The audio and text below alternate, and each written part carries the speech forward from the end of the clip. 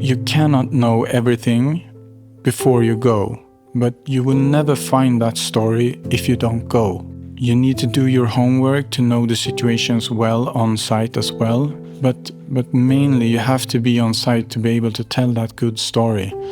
And you can't be prepared for everything. That's my advice. Hi, this is Maximilian Büsser, founder of MB&F. To me, watchmaking is art, with a capital A. It is a quest for beauty and humanity, where mechanical complexity meets ideas and design, constantly testing the limits of creativity. These kinetic sculptures are always more than the sum of their parts. Every watch tells its own story of adventurers and dreamers, from the engineers and artists that conceive them to the special individuals who own them. Some of those along the watchmaking journey are rebels and mavericks, and most share a little touch of madness. The MB&F tribe of collectors is full of such individuals. Many have amazing lives and stories to tell, and this is why I decided to start this podcast.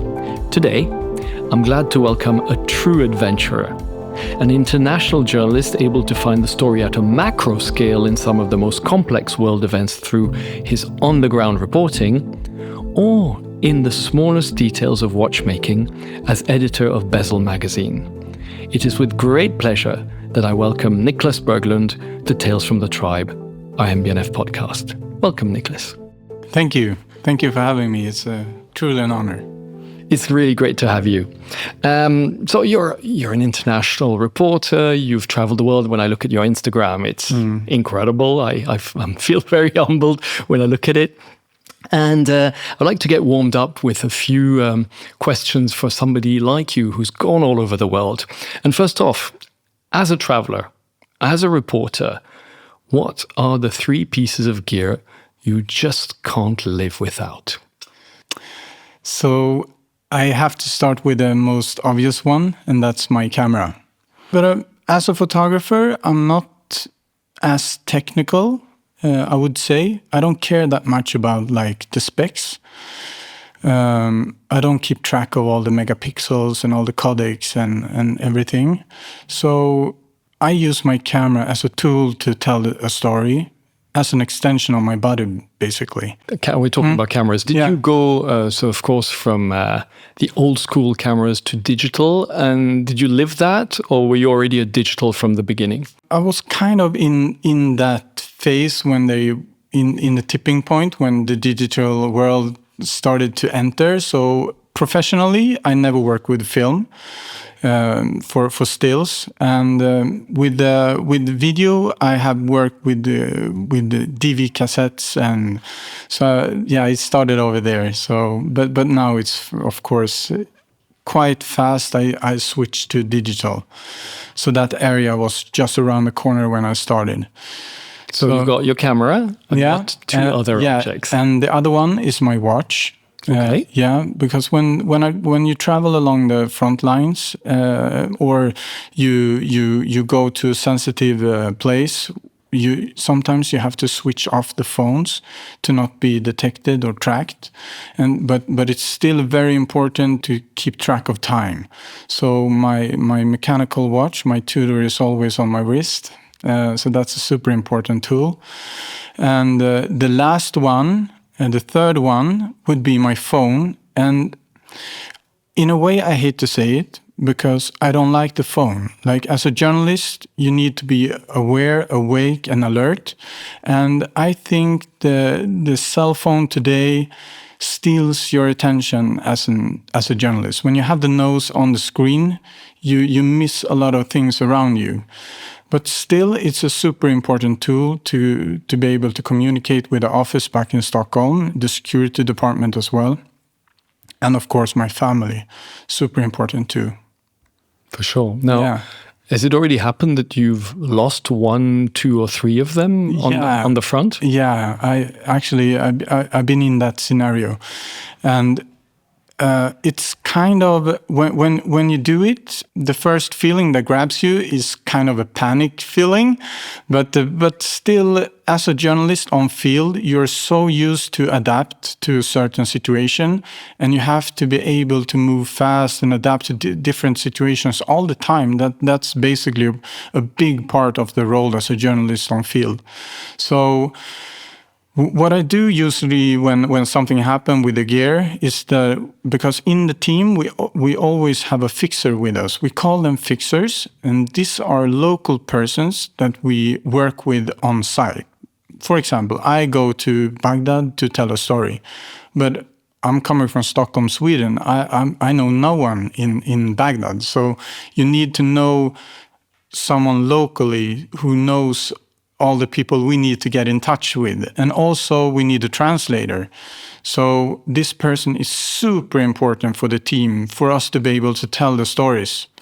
So what I would do is that I would tell him to get me a new phone, get me a new camera. The thing is that you can always replace gear, but what you can't replace is a good story, the story you have in front of you. So, I mean, it's all about adapting. Great. Yeah. That's a great answer. Yeah. So as a reporter, so you've gone into pretty incredibly intense places. Are you the sort of reporter who prefers to take your time and follow a set plan? Do you plan a lot in advance? Or are you like, you know what, I'm going in and we'll sort of swing it. We'll try and manage to find a way. Yeah, actually we have a lot of plans always as we go. But often the plans doesn't play out as we want, but there is certain things that happens with the mind when you start to plan. Like if you want to tell a story and you start to plan a story and you plan something to happen, like we go there, we try to do this story, then the brain starts to, your creativity starts to move in a way. But I know of experience that it will never turn out the way I'm thinking, but my mind is on, so to say.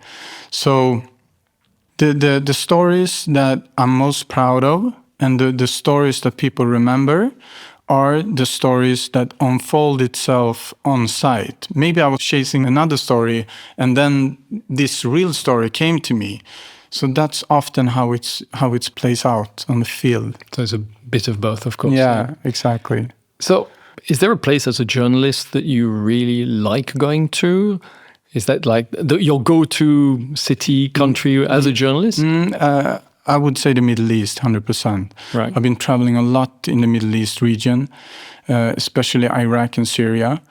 And often I report about tragic events, sad stories, unfortunately. But the people there are truly amazing. Like, they have so much heart. So I wish there to be peace and the region to be stable enough in the future for me to bring my kids and my family to show them, like, all the amazing people over there. You must have met some incredible human beings. Yeah, right? Yeah, and it's so sad everything that's happening in the region, because it's truly amazing over there, and so the Arabic language is so beautiful to listen to. So yeah, it's my favorite place for sure. So, just for our listeners, Niclas is blonde with blue eyes and he's Swedish. Yeah. So, what happens when Niclas turns up in Iraq or Syria? Yeah, it's quite funny.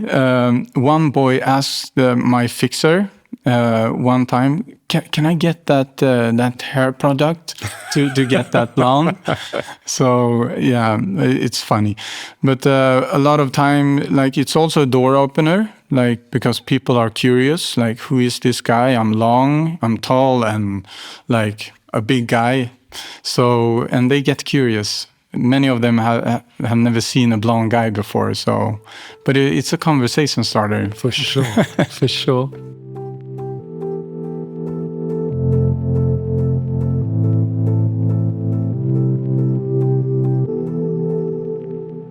Talking about conversation starters, is there a cliche you try to avoid as the journalist reporter on the front? I would say You don't need to be loud or extraordinary to be able to tell a good story.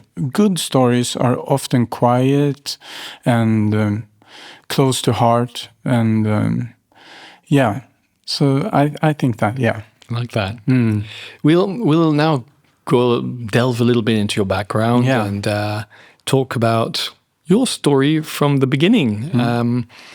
What sort of path leads to becoming an investigative journalist? And so is there an early memory of a story that made a big impact on you when you started off in life? Yeah, there are these news events that you really remember where you were when you get to know about them. And my first memory of a really big news event was the ferry disaster on the Baltic Sea with MS Estonia, 1994. I was 10 years old, and my stepdad was standing on the harbor waiting for that very boat to come back. So, and also I remember in school, like all the classes were canceled and the teachers were pointing at the map where the boat sank. And for a Swede, it's such a common thing to take the ferry from Stockholm to Finland. It's a holiday tradition, really. Right. So yeah, it made a big impact on me, and still I feel unease to go on ferry boats. I'm sure. Yeah, I'm sure it was very close to home in both ways. And is there an aha moment in your youth where you said, you know what, I want to go into journalism? Not really. This is actually, it's quite funny because journalism found me by chance. So I was kind of lost, not lost really. I was just going with the flow, kind of, until my 20s, and I really wanted to work in the film industry. So I was going from project to project as a runner, working my way forward in that segment. But then I was in between two jobs in Stockholm, and I saw that a news station close to my hometown, a local news station, were searching for a photographer, cameraman. So I thought to myself, let's apply, let's do this. This is a short-term gig. I will do it, and it will be boring, probably, but let's just do it. But when I came there, like the first day, I realized this is it. I have found my home. The first day? Yeah, the first day. Right. Like it struck me so hard. Like to do storytelling through real event and people, that was truly amazing. And I didn't realize how strong it was, that feeling.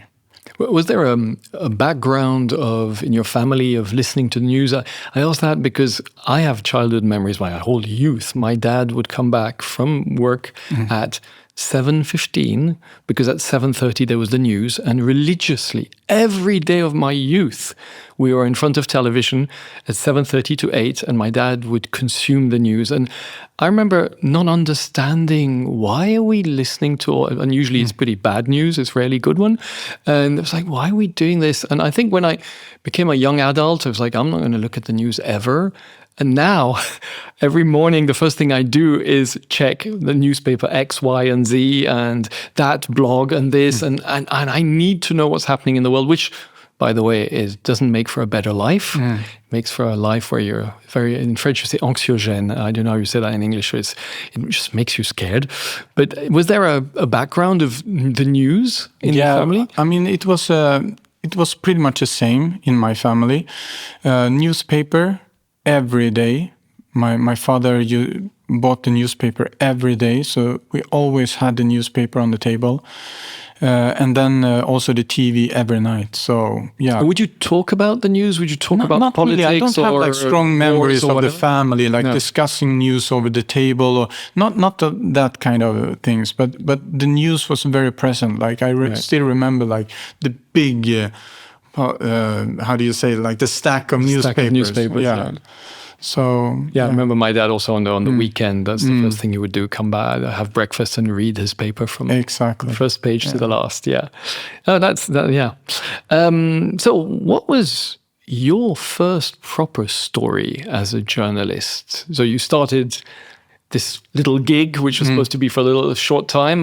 But what was your first real story? So when I got my first job in the Middle East, I had no experience at all, and I got a call from the editor on the foreign desk, and she asked me if I wanted to go to Syria. And what year is that? This is 2013. Okay. And I freaked out. Like, I said yes, but it was like an out-of-body experience. Like, I was watching myself saying yes because I've been wanting this for so long time. I've been chasing this job for so long time. But when the question came, it freaked me out. I was so afraid. I slept badly the coming week leading up to the job. Like, I was really nervous. But everything went well, and we did great stories, and that's also a thing that I've learned over the years. Like, when I tell people that I'm going to war zones, like countries that are in war, they think that your life is in danger all the time, but that's not the case. Like, sometimes it feels like going in the city here in Geneva. Like, but you could hear like the shelling, the bombing on distance. But people live, Life goes on. Yeah, the everyday life goes on. Like people, like kids walking with balloons. It's like, it's like that really. So it's when I'm traveling in dangerous areas, it's certain moments where it's more dangerous for us as journalists, and then we take a step back, so to say. And then we are kind of safe, but you need to be ready. Like, it can switch fast. Are you an independent who basically goes and hunts for a story and then tries to find somebody who's interested, or are you given a story by a media outlet? Yeah, so I'm working for Swedish TV, and I report for them. And they're interested in people and personal journeys. Because that's what you cover. That's not often. I mean, news outlets are more into stuff which happened than really people. Is that something Swedish, or is that something you've developed? I think it's a format that really resonates with the office as well. Like, they really like this human connection in the stories, like stories with big heart.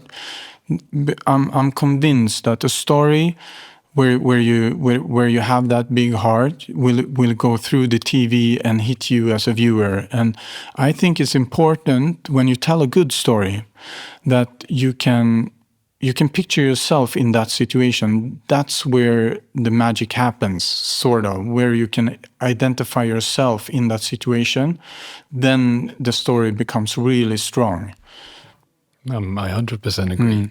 I think it's the same in watchmaking. Yeah, I think so. That's why us independent watchmakers with our own stories of ups and downs resonate with at least a certain sort of person. Let's come back to your day job. Well, actually, you've got 2 day jobs, but your day job. So you've been on war zones.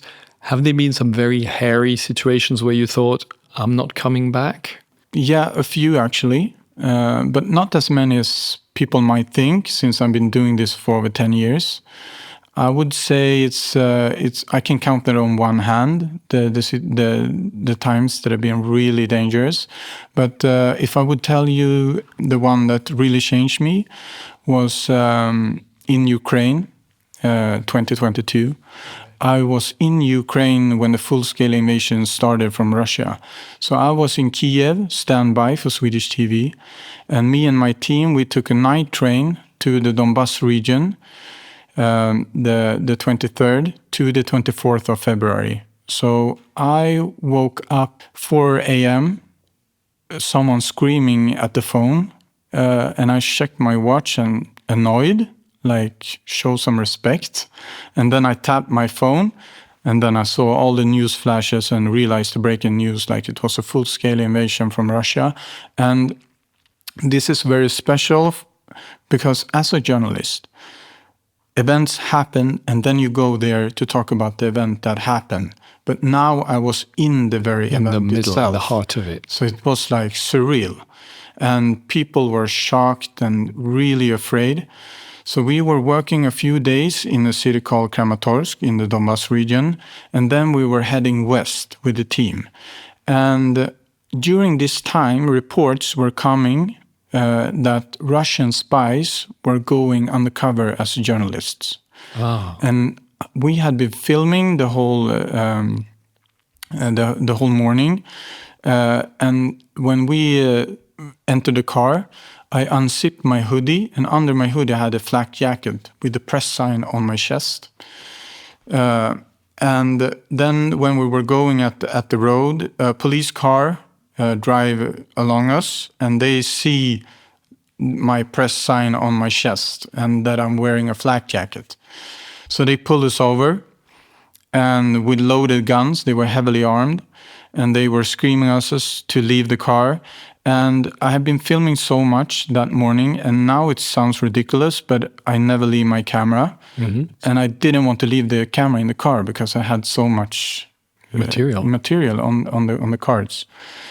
So when he screams at me to open the car, the door, I open the door, and when I enter, I kind of like swing the camera, like to get out. And I see that blink of an eye, like he thought my camera was a gun. Right. So I saw like it was so close for him to like, I really saw like he was on to pull the trigger. But then it got worse. Oh.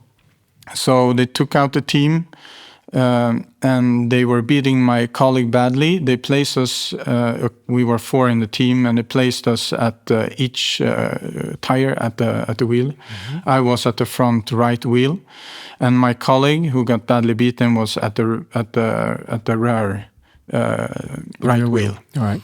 So I could see him, but I couldn't see my other colleagues. Right. They beat us to the ground badly, and then they screamed at us to tell us who we were, and we told them like we are Swedish TV, but they didn't believe us, and it escalated. So did you have somebody, a translator, with you? No, they were speaking kind of poor English, okay. So we could like communicate in a way. But then I've seen this in so many movies, like when they loaded the gun, that metallic sound. Yeah. But nothing prepares you for when it's real. So he put the gun in my neck, and it was really cold, so I could like feel the rifle in my neck. And then he loaded, and that sound was so scary. And I thought to myself, if I survive this, I will try to slow down. I was thinking about my family, my kids, when I was lying there on with my forehead on the ground. And since then, I've tried to keep that promise, to slow down a bit.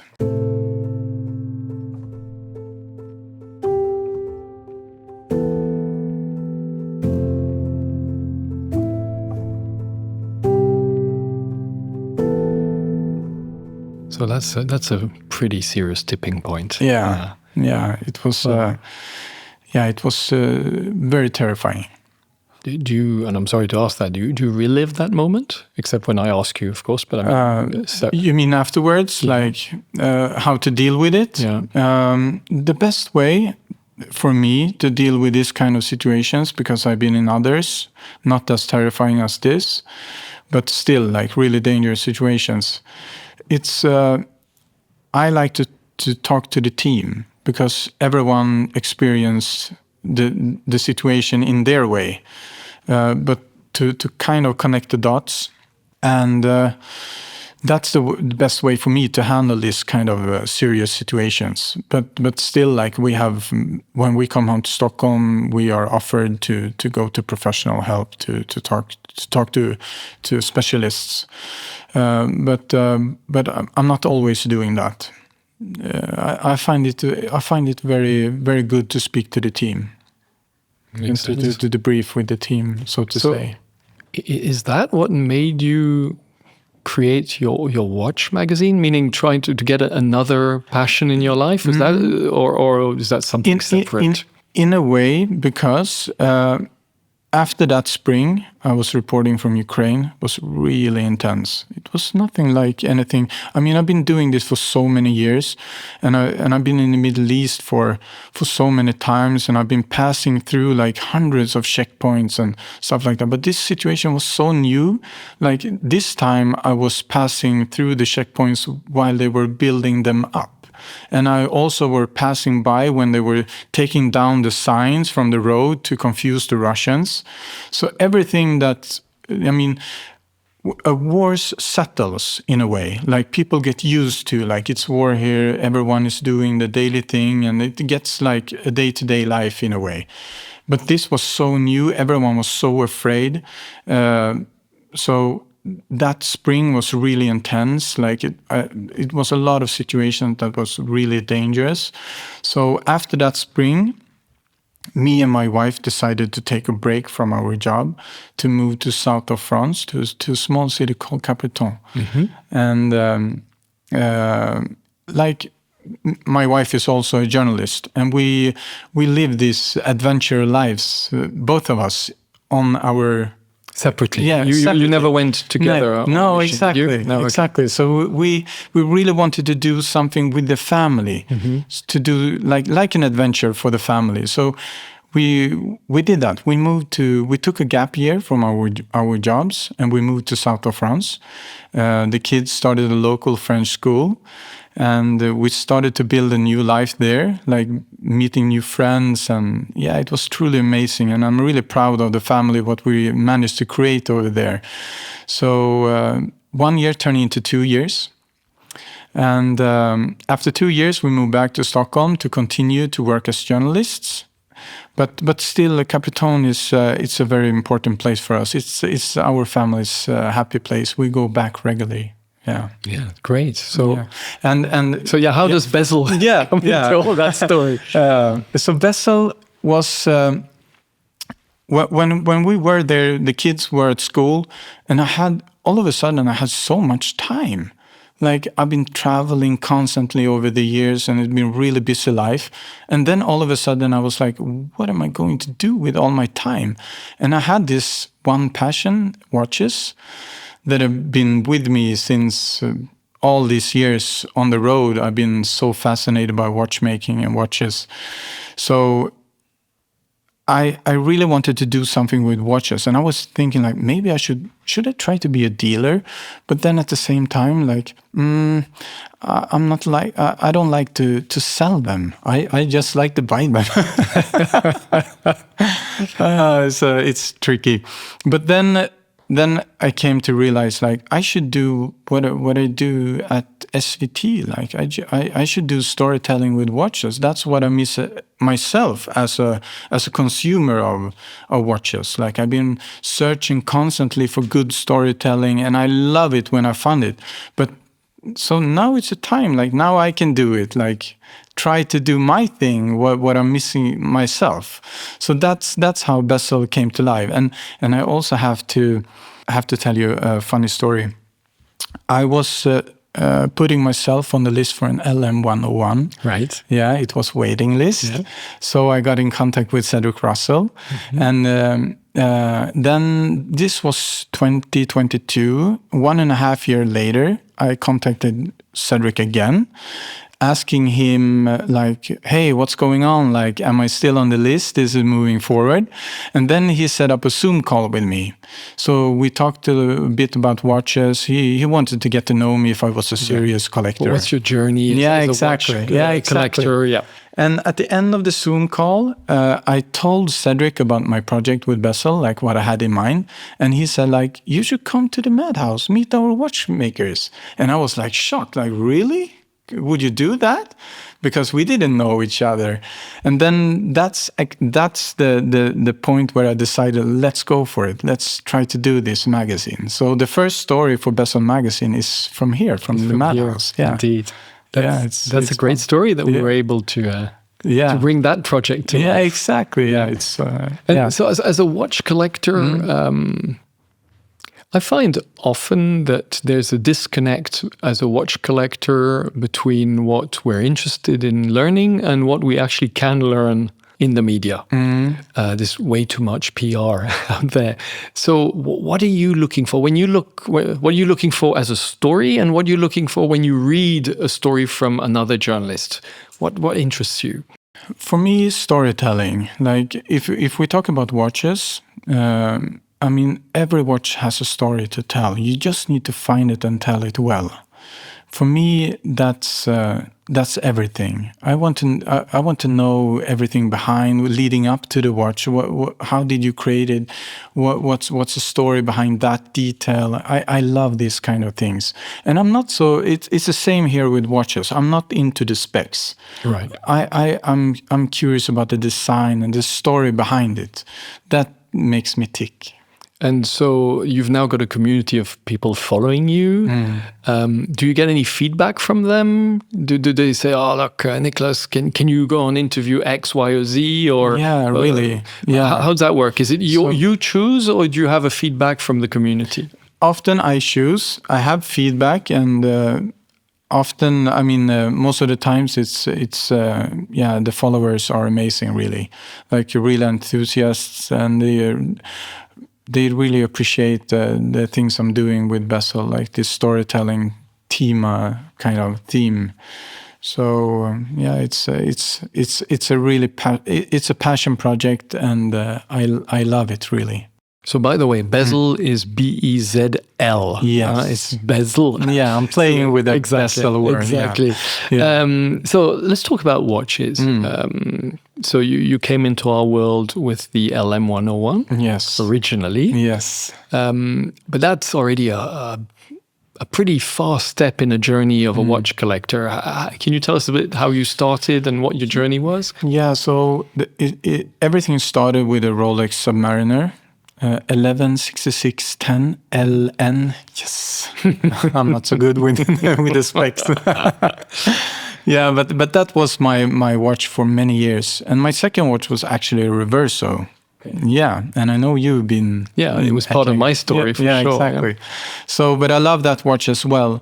But over the years, I've been doing a lot of mistakes as a collector as well, I think, because I've been listening too much to other people, I think, following trends and stuff like that, ending up selling them.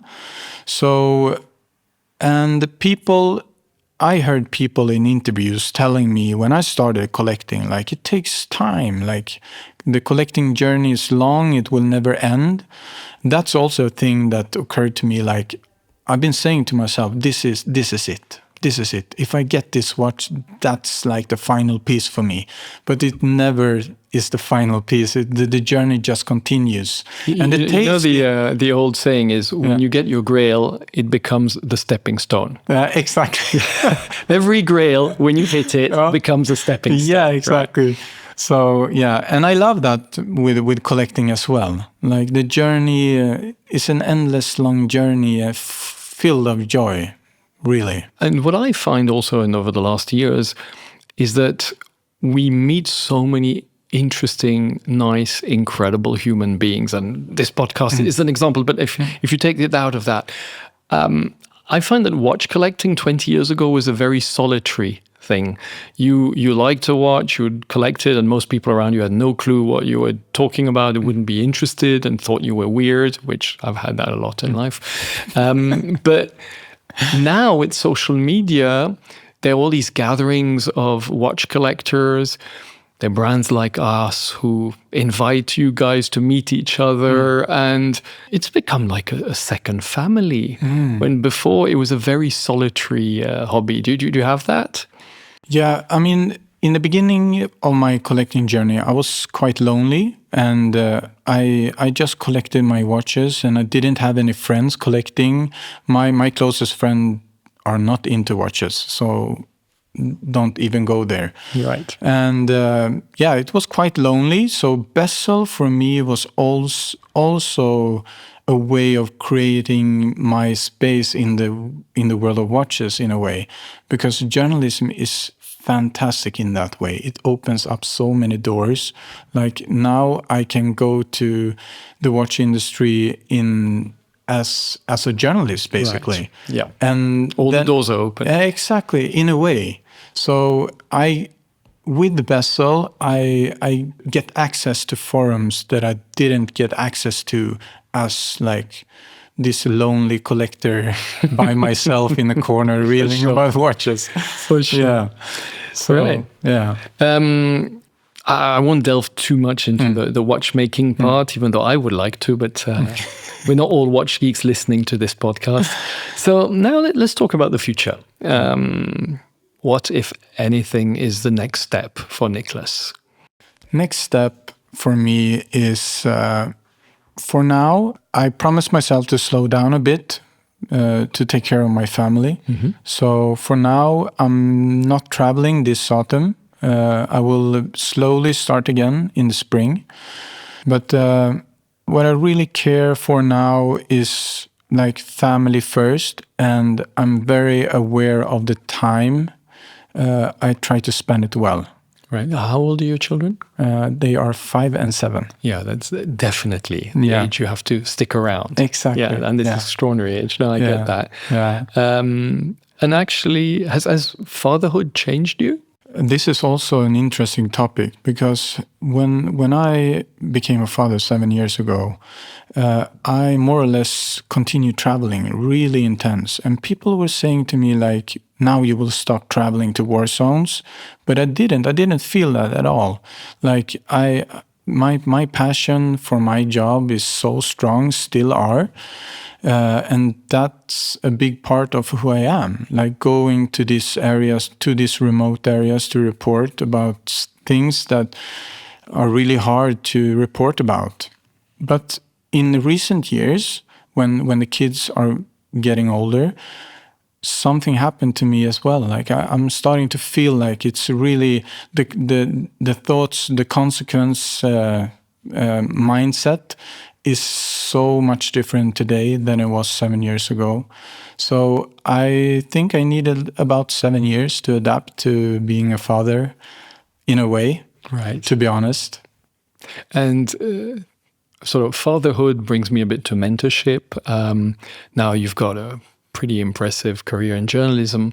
You must see youngsters coming in going, Niclas, I want to do that job, or who has just started in that job. What can you give them as advice, if advice you give?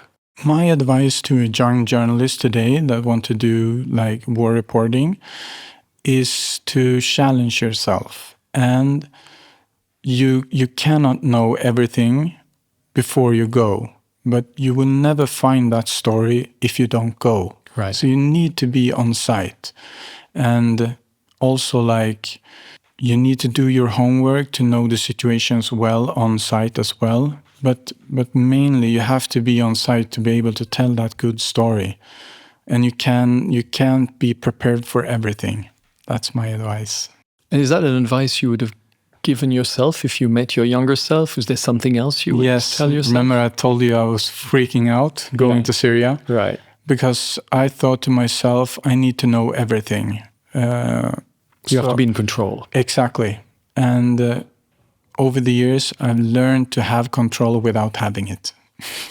In a way.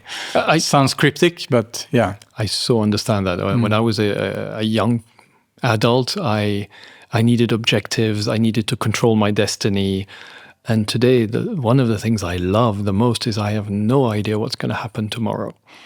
Well, before that was horrible. Yeah. Now it's cool. Yeah, but it's also because we've gone through tough times. We've fallen down. We've got back up on our feet. We know we can deal with issues. I think when you're younger, you're scared of issues because you probably haven't dealt with many. And the more you accumulate, you think, okay, I can deal with this. Yeah, I think so. Yeah. So and that's. I would love to share that with my children, but that's the other thing which drives me a little bit crazy is that all that experience you can't actually share because they have to go through the same thing. Yes. It's so frustrating. Yeah, exactly. But that's how it works.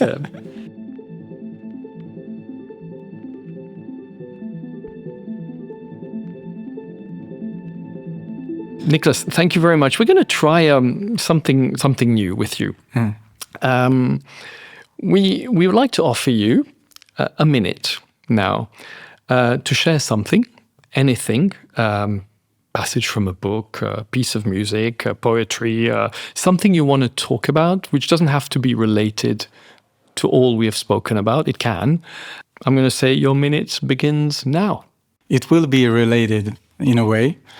So James Nashville, by many considered as the greatest war photographer ever. In 2001, he released a documentary.